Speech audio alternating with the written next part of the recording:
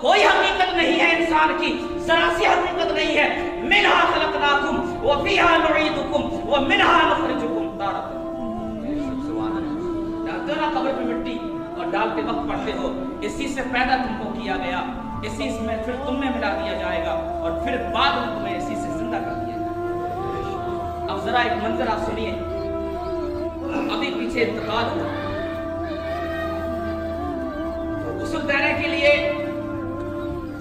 میں خود گیا، موقع پر کوئی نہیں تھا تو میں غسل دینے کے لیے جب گیا میت کو تو میں نے اپنے ہاتھوں سے غسل دیا اور میں لرز اٹھا۔ جب میں غسل دے رہا تھا تو میں کانپ رہا تھا، رونگٹا کھڑا ہو گیا۔ جتنے ترم خاص سے بیٹھے ہو نا، ذرا اپنی زندگی پہ غور کرو۔ جب میں نے غسل دیا تو زندگی میں انسان اپنے آپ کو بڑا معبود اور بڑا ترم خاص سمجھتا ہے کہ میری حیثیت ہے، لیکن مرنے کے بعد کچھ حقیقت نہیں ہے انسان، کچھ حقیقت نہیں۔ میرے ساتھ بولے نا، کون کس کو پوچھتا ہے سانس رک جانے کے بعد؟ زور سے بولو سبحان اللہ۔ کون کس کو پوچھتا ہے سانس رک جانے کے بعد؟ اپنے منہ کو پھیرتے ہیں دم نکل جانے کے بعد۔ چڑھائیں گے لحد پر جن سے یہ امید تھی، وہی پتھر رکھ گئے سینے پہ دفنانے کے بعد۔ میں نے جب غسل دیا تو غسل جب میں نے دیا نا خود کو تو وہ بے جان شریر، اور جس نے اپنی زندگی میں بہت اچھے کام بھی کیے اور بہت سارے کام بھی کیے ہوں گے، اپنی جب طاقت کا زور ہوگا تو سب کچھ کیا ہوگا، لیکن آج وہ تخت پر بے بس پڑا۔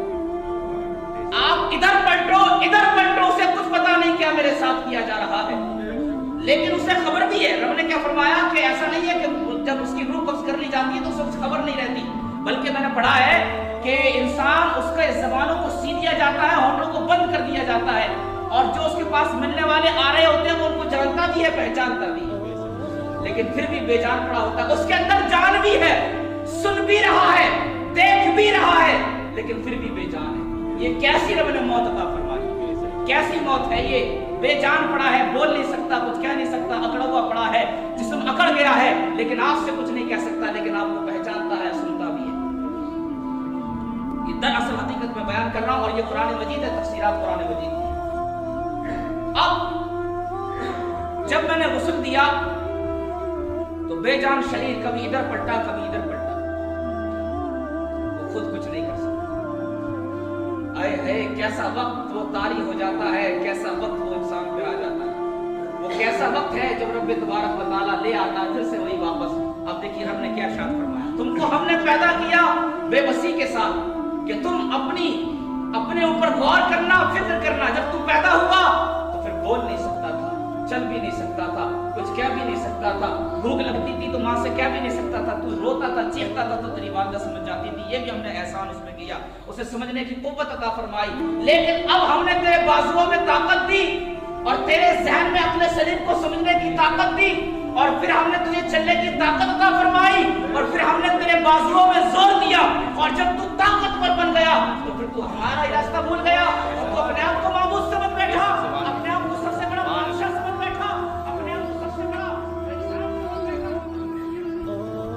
پھر اللہ تبارک و تعالیٰ ارشاد فرماتا ہے وَإِن كُنتُمْ فِي رَيْبٍ مِّمَّا نَزَّلْنَا عَلَىٰ عَبْدِنَا فَأْتُوا بِسُورَةٍ مِّن مِّثْلِهِ وَادْعُوا شُهَدَاءَكُم مِّن دُونِ اللَّهِ إِن كُنتُمْ صادقین۔ اور پھر اللہ نے کیا ارشاد فرمایا فَإِن لَّمْ تَفْعَلُوا وَلَن تَفْعَلُوا فَاتَّقُوا النَّارَ الَّتِي وَقُودُهَا النَّاسُ وَالْحِجَارَةُ۔ تو ڈرو اس آگ سے، ہرگز اللہ تبارک و تعالیٰ کو، میں جس آیت کریمہ کا میں نے ترجمہ آپ کو سنایا تھا، تو اللہ نے کیا فرمایا کہ تم کوئی آیت اس کے مثال پیدا نہ کر سکو گے، تو پھر رب نے ارشاد فرمایا ہرگز ہم کہہ دیتے ہیں کہ تم کوئی آیت نہ لا سکو گے، تو ڈرو اس آگ سے کہ جس کا ایندھن انسان اور پتھر ہے۔ فَإِن لَّمْ تَفْعَلُوا وَلَن تَفْعَلُوا فَاتَّقُوا النَّارَ الَّتِي وَقُودُهَا النَّاسُ وَالْحِجَارَةُ۔ تو ہرگز تم اس آیت کو نہ لا سکو گے، اور ہم تم سے کہہ دیتے ہیں کہ تمہارے اندر وہ طاقت بالکل نہیں ہے، اور پھر تم اپنے حمایتوں کو بلا لو، کوئی تم سے ہمیں جو ہے ہم سے تمہیں نہیں بچا سکتا ہے۔ وَبَشِّرِ الَّذِينَ آمَنُوا وَعَمِلُوا الصَّالِحَاتِ۔ تو پھر اللہ نے فرمایا کہ خوشخبری ہے ان کے لیے جو ایمان لائے، جنہوں نے اچھے کام کے لیے، اور ہم نے جن کے لیے جنت تیار کی ہے، اور بعد مرنے کے جب ہمارے پاس آئیں گے تو پھر ہم ان کو اپنی رحمت سے نوازیں گے اور جنت میں داخل فرمائیں گے۔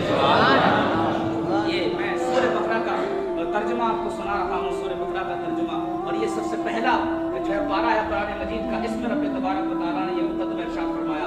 اب पहले पारे में ये तफसीरात इरशाद फरमाई, जानते हैं किस लिए? अल्लाह और पारों में भी इरशाद फरमा सकता था, लेकिन वो बताता है कि जब इंसान इब्तिदा में चलता है तभी तो सीखता है। अगर तो अभी इब्तिदा में है, अभी तो अपनी जिंदगी की रेस में है, ताकि तू मेरे कुरान मजीद को उठाए और पढ़ ले और मेरा कहरो गज़ब भी पढ़ ले, ताकि तुझे अपनी जिंदगी का एहसास भी हो जाए। अब मुझे बताओ क्या इंसान की हकीकत है और क्या इंसान की हकीकत रह जाती है? कुछ हकीकत नहीं रह जाती। मैं भी कब्र के पास खड़ा था और तुम सब भी कब्र के पास खड़े थे। जब 5 तख्ते लगा दिए गए ना और 4 तख्ते बाकी रह गए, तो फिर मैंने देखा झांक के कि कैसा कहर जैसा उसका अंधेरा हो चुका है। वो ये बचता है आखिर इंसान के पास, कुछ नहीं रह जाता, कहर जैसा अंधेरा। और जब सारे तख्ते लगा दिए गए और जब सारे तख्ते ढक दी गई, फिर मिट्टी ऊपर से डाल दी गई, तो फिर वो अकेला तने तरह, वो जो जिसने दुनिया में अपनी उंगलियों पर सबको नचाया था, जो बादशाह बने थे बड़े बड़े, वो सब ज़ेरो ज़बर हो जाते हैं और फिर सबकी हड्डियां खाक में मिल जाती हैं। और फिर रब तबारक व तआला उनसे हिसाब भी लेता है, और अगर नेक काम किए होते हैं तो जन्नत अता करता है, बुरे काम किए होते हैं तो जहन्नम आता है। ये इंसान की दरअसल हकीकत है, ये इंसान की हकीकत। लेकिन कुरान मजीद नहीं पढ़ा, अल्लाह की किताब ही ना पढ़ी, रब का कुरान मजीद पढ़ के ही नहीं देखा, हुजूर सल्लल्लाहु अलैहि वसल्लम की हमदो सनाई बयान करके न देखी कभी जिंदगी में, तो फिर जन्नत के उसूलात कैसे, तो फिर जन्नत की ख्वाहिशात कैसी, तो फिर जन्नत के तलबगार कैसे? अगर रब की इबादत की होती, रब के रास्ते पर चले होते, तो जन्नत की ख्वाहिश करना तो सही था। वो कहा ना अल्लाह इकबाल ने, हंसी आती है मुझे हजरत इंसान पर, अरे हंसी आती है मुझे हजरत इंसान पर, गलती करे खुद लानत करे शैतान पर। खुद तो पाप करता है और खुद ही गड़ा खोलता है और लानत करता है शैतान पर कि शैतान ने मुझसे ये काम करा दिया। और नहीं, शैतान ने तुझसे काम नहीं कराया, रब ने 2.5 किलो का खोपड़ा तेरे सिर पे अता किया था, और इसमें ये 1.5 किलो का जो भेजा रखा ये सोचने के लिए दिया था, अकले शरीफ इसलिए तुझे अता फरमाई ताकि अगर तू गुनाह करे, गंदे काम करे तो सोचे और रब की तरफ से सोच कर डर जाए कि मेरे रब ने मुझे पैदा भी किया है, क़यामत के दिन वो मुझसे हिसाब भी लेगा। सुभान अल्लाह, ये रब का कौल है। लोगों, अभी पढ़ाई क्या है, अभी देखा ही क्या, अभी समझा ही क्या है, दीन को एक खतरा भी ना समझ सके, जो नमाज ढंग से याद ना पढ़ सके, जिसको नमाज ढंग से याद ना हो, वो बताओ उसे फिर क्या रब की वहदानियत का पता होगा, उसे फिर क्या रब की जो रब ने कुरान मजीद में नाज़िल किया है उसे क्या फलसफा होगा। इतनी दुनिया में मुसलमानों का जायजा ले लीजिए, सारे मुसलमानों में एक गांव में आप चले जाइए, गांव में 1000 वोट, 2000 वोटों में सिर्फ 50 या 20 मुसलमान पड़े हुए होते हैं कुरान मजीद पर, सारे के सारे ऐसे। तो टाइम ही नहीं मिला हमें। अब मैं किसी से पूछता हूँ, नौजवान आपने कुरान मजीद नहीं पढ़ा? तो क्या कहता है कुरान मजीद? नौजवान कहता है कि जी हमें टाइम नहीं मिला, हम नहीं पढ़ सके। नहीं, ऐसा नहीं, टाइम तो मिला था आपको, लेकिन वालिदैन ने गौर नहीं किया, आपने गौर नहीं किया, आपने गौर नहीं किया। कैसा?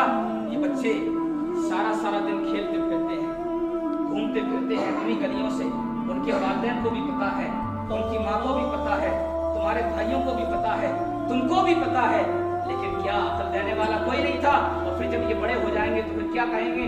कोई मौलाना आएगा फिर कहेगा तुमने कुरान मजीद नहीं पढ़ा, हमें टाइम नहीं मिला।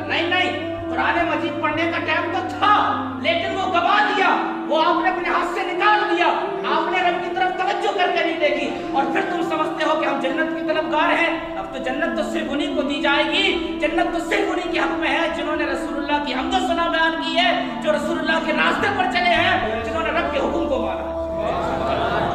जन्नत के हकदार तो सिर्फ वो लोग हैं, हर कोई तो जन्नत का हकदार नहीं है ना। क्या रहा वबश्शिर लदीना आमनू व अमिलुस सालिहात, और जिन्होंने अच्छे काम किए और जिन्होंने दुनिया में रब की बंदगी की है, वही तो जन्नत के हकदार है। हर कोई किसी के हक में जन्नत नहीं है, कोई जन्नत तमाशा नहीं कि यूं ही दे दी जाए, यूं ही सबको दे दी जाए। नाचते रहो, गाते भी रहो, शराबे पीते रहो, जुआ भी खेलते रहो, ज़िना भी करते रहो, अल्लाह की नाफरमानी करते रहो, और जन्नत यूं ही आंस उठा के तुमको दे दी जाएगी, लो जी ये जन्नत ये तुम्हारे हक में है। नहीं, ऐसा तो हो ही नहीं सकता। क़यामत के दिन पता चलता है, क़यामत के दिन पता चलेगा कितने बड़े नेकूकार भी जहन्नम में जाके दिखाई देंगे, कितने बड़े गार भी जहन्नम में, जो है नेकूकार जहन्नम में दिखाई जा रहे होंगे तो दिखाई देगा वो जहन्नम में जा रहे हैं, जिन्होंने बड़ी नेकियां की। लेकिन क्या हुआ? एक गलती के ऊपर, एक छोटी सी गलती के ऊपर पकड़े गए और फिर अल्लाह ने उनको जहन्नम अता की। और अभी ये कुरान मैंने किताब उठाई है हातिम मक्की है, तो मैंने अभी इसमें ये पढ़ा और मैं आपको तफसीर बताऊं कि हुज़ूर अलैहिस्सलाम इरशाद फरमाते हैं, अल्लाह के नबी फरमाते हैं कि जब उसको जहन्नम में डाला जाएगा तो फिर जहन्नम में सिर्फ काफिर जाएंगे, मुसलमान को जहन्नम में नहीं जाएगा। तो जब काफिर जहन्नम में जाएंगे तो फिर काफिर जो है वो ये तो मोहम्मदी शक्ल है, जो आपकी और मेरी शक्ल है ना, ये कौन सी शक्ल है जी? मोहम्मदी खूबसूरती नूर वाली शक्ल है, शक्ल से नहीं। बल्कि हुजूर फरमाते हैं कि ओहद पहाड़ की लंबाई चौड़ाई 15 किलोमीटर तक है, इतना बड़ा इंसान करके जहन्नम में डाला जाएगा ताकि तू उस अजाब की, उस जहन्नम की सख्ती को झेल सके। इतना खौफनाक मंजर होगा, इतना खतरनाक मंजर होगा। दांत फैला दिए, हंस के वक्त गुजार दिया, हा हा ही हो कर दी, क़यामत के दिन पता चलेगा। अब जब कब्र में डाला जाता है तो कुछ नहीं बनता, वो कितनों को दफन कर दिया अपने हाथों से। और देखो ना जरा, वो सोचकर तो देखो, रूह बड़ा मांग जाए, कांप उठे रूह कि वो कैसा मंजर होता है जब दो लकड़ियों के बीच, दो घड़े के बीच तुमको दफन कर दिया जाता है। दुनिया में 50 बीघे 100 बीघे जमीन पर हुकूमत कर ली, लेकिन आखिर में फिर वही तो जमीन में सी बात। और ये भी अल्लाह का एहसान हो तो मिल जाए। कितने लोग ऐसे हैं कि जिनको 2 गज जमीन भी नसीब नहीं हुई। हाँ, कितने लोग ऐसे हैं कि जिनको 2 गज जमीन भी नसीब नहीं हुई, जला दिए गए, मार दिए गए, बहा दिए गए, तोड़ दिए गए, पता ही नहीं चला कहाँ कहाँ रह गए। तो ये भी अल्लाह का एहसान मानो कि आपको मुझको मरते वक्त कलमा नसीब हो जाए और फिर रसूलुल्लाह की हमदो सना बयान हो जाए। और सबसे बड़ी बात तो ये है कि आखिर वक्त में, मौत के वक्त में अल्लाह तबारक व तआला खातिमा बिल खैर ईमान पर फरमाता है। आखिरत का सोचो, आखिरत का देखो, एकजुट हो जाओ सारे लोग, और एकजुट होने के बाद मिलके काम करो। अल्लाह तबारक अपने लिए रास्ते खोलो, अपनी नस्लों के लिए रास्ते खोलो। अगर तुम आज पस्त हो जाओगे और तुम आज अपनी नस्लों के लिए रास्ता नहीं खोल सकते तो फिर कल तुम्हारी नस्लें भी कुछ नहीं कर सकती हैं, वो भी तुम्हारी तरह ही रह जाएंगी। जिस तरह तुम उनको सिखाओगे इसी तरह वो तुम्हारी तरह रह जाएंगे। खुद शेर बनो, उनको भी शेर बनाओ और रसूलुल्लाह के पैगाम पे चलाना सिखाओ। डॉक्टर अल्लामा इकबाल बोले, हो ना ये फूल तो बुलबुल का तरन्नुम भी ना हो ना ये फूल तो बुलबुल का तरन्नुम भी ना हो, चमने दहर में कलियों का तबस्सुम भी ना हो, ये ना साकी हो तो फिर मैं भी ना हो, खुद भी ना हो, बस मैं तौहीद में दुनिया में ना तुम भी ना हो। इसलिए लोगों, अल्लाह तबारक व तआला के हबीब सल्लल्लाहु तआला अलैहि वसल्लम दुनिया में आए, ये बहुत बड़ा एहसान है अज़ीम है कि दुनिया में आए और आपको और मुझको उनका उम्मती बनाकर भेजा। अल्लाह की बारगाह में दुआ है आप और मैं शरीयत मुतहरा पे कामल रहें और शरीयत मुतहरा पे चलते रहें। यही रब तबारक व तआला का फरमान है। आप एक हो जाएं, हम सब एक हो जाएं, एक मिलकर जुट होकर काम करो, अल्लाह के लिए खड़े हो जाओ। अल्लाह तबारक व तआला अपने बंदों की हमेशा मदद फरमाता है, हमेशा अपने बंदों की मदद करता है।